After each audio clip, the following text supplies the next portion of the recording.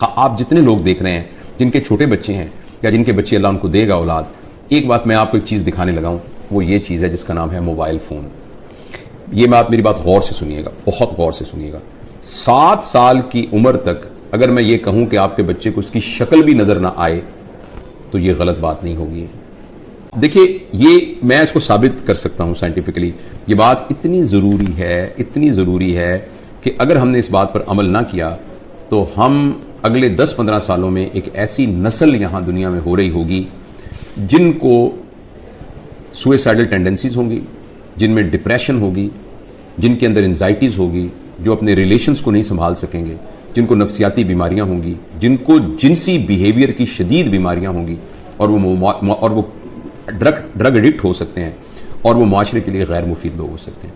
वो इसलिए कि ये जो मोबाइल फोन है, जब आप इसको ऑन करते हैं तो आप ये एक इवेंट क्रिएट करता है जिसको हम कहते हैं माइक्रो इवेंट। और हर इवेंट जो प्लेजर क्रिएट करता है वो हमारे दिमाग में एक केमिकल पैदा करता है जिसे हम कहते हैं डोपामीन हमारे जिस्म में खुद पैदा होता है। एक अमाइनो एसिड है 5-हाइड्रोक्सी ट्रिप्टोफैन, उससे बनता है डोपामीन।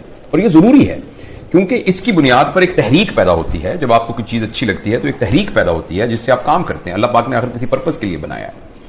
अच्छा, डोपामीन जो है हर प्लेजर को स्टिमुलेट जिस केमिकल से हम होते हैं ना, वो डोपामीन है। चाहे वो खाने का प्लेजर है, चाहे वो चीजों की पोजेशन का प्लेजर है, चाहे वो ड्रग एडिक्शन का प्लेजर है, जैसे आप सिगरेट पी, जैसे आपने चर्स पी, किसी ने खुदा न खास्ता शराब पी, और या कोई सा भी सेक्सुअल ग्रेटिफिकेशन है, इन सब के साथ जो है वो एक प्लेजर स्टिमुलेट होता है और वो डोपामीन प्रोड्यूस होता है।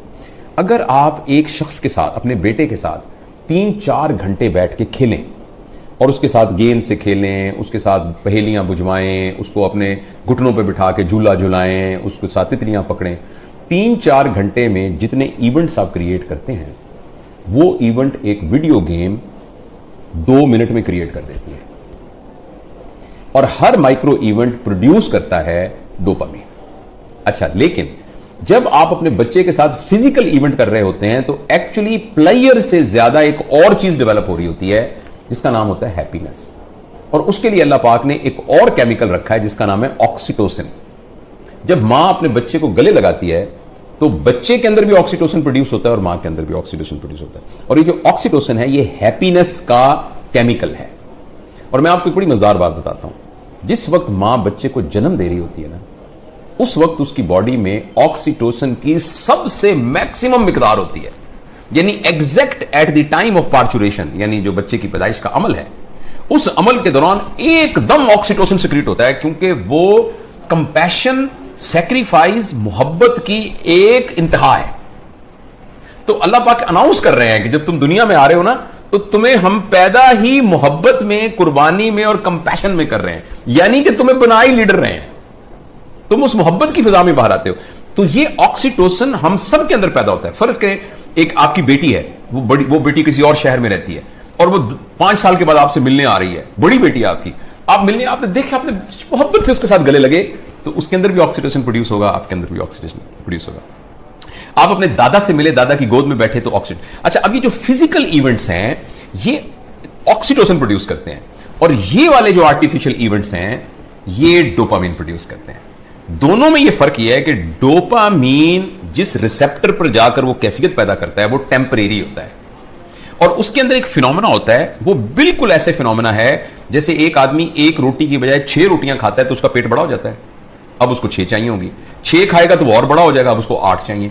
8 खाएगा तो वो फिर उसको बड़ा, यानी वो आहिस्ता आहिस्ता मैदा बड़ा होना शुरू हो जाता है। इसी तरीके से डोपामीन के जो रिसेप्टर्स हैं उनकी केमिकल इस किस्म का है। समझे, आप समझने के लिए कि डोपामीन का पेट समझ लें। वैसे तो ब्रेन के अंदर बाकायदा रिसेप्टर्स, वो रिसेप्टर्स की तादाद बढ़ जाती है। जब रिसेप्टर्स की तादाद बढ़ जाती है तो जितना डोपामीन प्रोड्यूस हो रहा होता है उससे गुजारा नहीं होता। इस कैफियत का नाम होता है एडिक्शन। जब हम सिगरेट के एडिक्ट होते हैं तब भी डोपामीन मांग रहा होता है हमारे रिसेप्टर्स। जो हिरमन वाले हैं वो भी डोपामीन मांग रहा होता है। और मैं आपको बहुत ही बुरी खबर देने जा रहा हूं, वो ये है कि शायद सिगरेट, शराब और हेरोइन से भी ज्यादा जो एडिक्शन छुड़वानी मुश्किल है वो ये स्क्रीन की एडिक्शन है। आपको यह सुनकर बहुत ज्यादा हैरानी होगी कि अगर आप 5 मिनट में 10 सिगरेट पिए, ऐसे कश लगा के, एक सिगरेट खत्म हो तो दूसरी, दूसरी लगाएं तो तीसरी, तो उससे जितनी डोपामीन प्रोड्यूस होती है, तकरीबन 2 या 3 मिनट की वीडियो गेम खेलने से एक बच्चे के दिमाग में उतनी ही डोपामीन प्रोड्यूस होती है। लिहाजा जो फिजिकल नुकसान होना है उसका, सिगरेट का, टोबैको का और जो धुएं का और आग का, उसके अलावा जो इमोशनल और जो मेंटल नुकसान होना है वो शायद इस वीडियो गेम का सिगरेट के कष्ट से बहुत ज्यादा होता है। और ऐसी सूरत में जो अहम बात यह है कि जब ये डोपामीन बहुत प्रोड्यूस होनी शुरू, गौर से सुनिएगा इस बात को, 2 साल के बच्चे को जब आपने इतनी डोपामीन पर डाल दिया, उसको हेरोइन का आदी बना दिया, अब ये हेरोइन अब ये मोबाइल भी नहीं दे सकेगा, वीडियो से क्या करेगा, कितने जहाज मारेगा, कितने बंदों को कत्ल करेगा उस जो गोलियों से मार मार के, कितनी देर करेगा, लेकिन डोपामीन इतनी चाहिए कि ये प्रोड्यूस नहीं हो रही। अब बच्चे के अंदर एक कैफियत पैदा हो जाएगी जिसको कहते हैं चाइल्डहुड डिप्रेशन एंड फ्रस्ट्रेशन। मुझे बहुत अच्छी तरह याद है, इसी कमरे में एक खातून आई, उन्होंने कहा डॉक्टर साहब मैंने आपकी बड़ी वीडियो देखी है तो मैं अपनी बच्ची को आपको मिलवाना चाहती हूँ। मैंने कहा बेटा क्या, अम्मी क्या कह रही हैं, क्या बात है? कहती है अंकल मैं बोर हो जाती हूँ। 4 साल की बच्ची। बोरियत तो बच्चों का प्रॉब्लम नहीं है, बोरियत तो बच्चों का प्रॉब्लम नहीं है, बच्चों के पास तो बहुत एक्टिविटी होती है, बच्चा तो बोर होता ही नहीं है। ये तो बोरियत तो एक बड़ों का अजाब है, लेकिन बच्चों के अंदर वो नफ्सियाती बोर इसलिए हो रही है कि अब कोई चीज उसको सेटिस्फाई नहीं कर रही। जब कोई चीज सेटिस्फाई नहीं करेगी, अब मुझे कुछ और चाहिए। देख बोरियत तब होती है जब आपको कोई काम ना हो। तो बच्चों के पास तो बहुत काम होते हैं, उन्होंने तो गुड़िया के साथ खेलना होता है, उन्होंने तो रस्सा कूदना होता है, उन्होंने तो तितलियां पकड़नी होती हैं, उन्होंने तो पेंटिंग करनी होती है, उन्होंने तो क्राफ्ट्स बनाने होते हैं, उन्होंने तो दोस्तों के साथ गप्पे मारनी होती हैं, उन्होंने तो बहुत कुछ करना होता है, छलांगे में लगानी होती हैं, उन्होंने तो फुटबॉल खेलना होता है। तो बच्चों के पास तो बहुत सारे काम होते हैं, लेकिन वो 4 साल की बच्ची इसलिए है कि उसको ये देकर हमने बाकी तमाम चीजों से मफलूज कर दिया है। उस बच्ची के लिए गुड़िया खेलना, उस बच्ची के लिए अपने बच्चों के साथ बैठकर मट्टी के घर बनाना, वो उसके लिए कोई अट्रैक्टिव नहीं है। अब उसको इससे बड़ी कोई चीज चाहिए। और अगली खतरनाक बात क्या होगी कि जब बच्चा बोर हो जाएगा और बच्चे की डोपामीन पूरी नहीं होगी और मां बाप को इतनी तरबियत नहीं है, तरबियत होती तो मां बाप इस कैफियत तक आने क्यों देते। अब बच्चा इस वैक्यूम को फिल करने के लिए कोई ऐसा तजुर्बा करेगा जिसमें उसकी क्लास का कोई बदमाश सा लड़का शामिल होगा या कोई और आउटसाइडर शामिल होगा, जिसमें वो बच्चा ड्रग्स में जा सकता है, क्योंकि बोरियत नहीं है। जब बोरियत है तो कुछ करना पड़ेगा बोरियत को दूर करने के लिए। क्रिमिनल है, कोई चोरी करनी पड़ेगी, 1 व्हीलिंग मोटरसाइकिलिंग करनी पड़ेगी, कुछ ना कुछ गड़बड़ करनी पड़ेगी।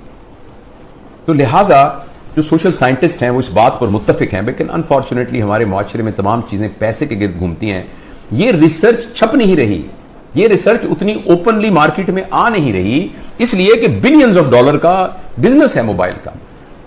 हर घर के अंदर जिस बंदे ने IBM इंटरनेशनल बिजनेस मशीन जो बनाई थी, तो इंटरनेशनल बिजनेस जिसमें उसने ये कहा था और कि ये जो मशीन है ना, ये सिर्फ दफ्तरों के लिए है, इसका आम लोगों से कोई ताल्लुक नहीं है और इतनी बस मेमोरी काफी है जो कि संभाल लेगी।